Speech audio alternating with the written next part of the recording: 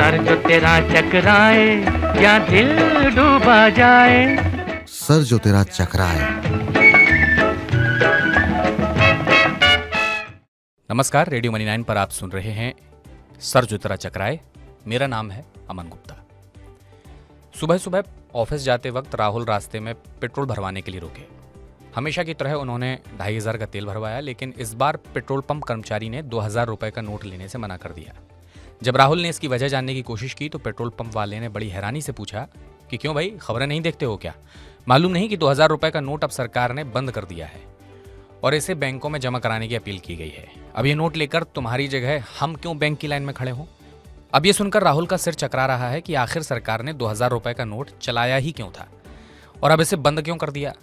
दरअसल सिर्फ राहुल का सिर नहीं चकरा रहा है, बल्कि हमारा आपका भी चकराया हुआ है। हम अंदाज करने की कोशिश कर रहे हैं कि क्या हुआ होगा।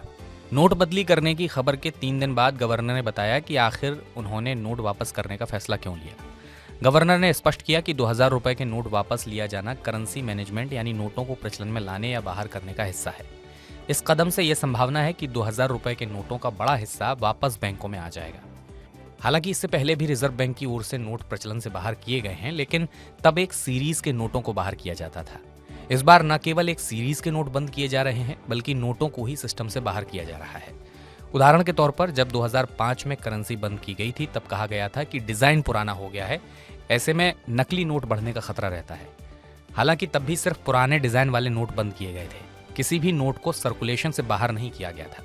और अगला सवाल यह है कि जब 2000 रुपए के नोट को वापस लेना ही था तो इसे चलाया क्यों गया? 2016 की नोटबंदी में 85% करेंसी वापस ले ली गई थी और इसकी कमी को पूरा करने के लिए नई करेंसी के तौर पर 2000 रुपए का नोट लाया गया था। हालांकि इस बात में एक अंतर विरोध है, क्योंकि 1000 रुपए के नोट अगर ब्लैक मनी को बढ़ावा दे रहे थे तो 2000 के भी तो उससे ज्यादा बढ़ावा दे रहे होंगे। जितनी भी छापेमारी आज तक हुई है उसमें 2000 के नोट सबसे ज्यादा पाए गए। लेकिन सरकार ने आज तक नहीं बताया कि 2000 रुपए के नोट की ब्लैक मनी में क्या भूमिका थी। क्या इसे इसलिए बंद किया गया है, ये हमें नहीं पता। खैर, काफी समय से कयास लगाए जा रहे थे कि सरकार आने वाले समय में शायद 2000 के नोट को बंद कर सकती है। इसकी एक वजह यह है कि सरकार ने 2000 के नोटों की छपाई 2019 में ही बंद कर दी थी। आरबीआई के आंकड़ों के मुताबिक बाजार में करीब 306 लाख करोड़ रुपए के नोट हैं और ये सभी 2016 से 2019 के बीच में छापे गए। आरबीआई की एनुअल रिपोर्ट से पता चलता है कि मार्च 2022 में मार्केट में 2000 रुपए के 214 करोड़ नोट थे। नोट छापना बंद करने की 2 वजह हो सकती हैं। एक तो 2000 रुपए के नोट के छापने की लागत बहुत ज्यादा थी। 500 रुपए के हर नोट को छापने के लिए आरबीआई 2 रुपए 94 पैसे खर्च करता है, लेकिन 2000 के नोट को छापने के लिए ये खर्च 3 रुपए 54 पैसे से लेकर 3 रुपए 77 पैसे के बीच था। दूसरा ये कि डिजिटाइजेशन के बाद ज्यादातर लोग ऑनलाइन पेमेंट करना पसंद करते हैं, तो इसके बाद इन नोटों को बनाए रखने की इतनी समय तक जरूरत नहीं थी।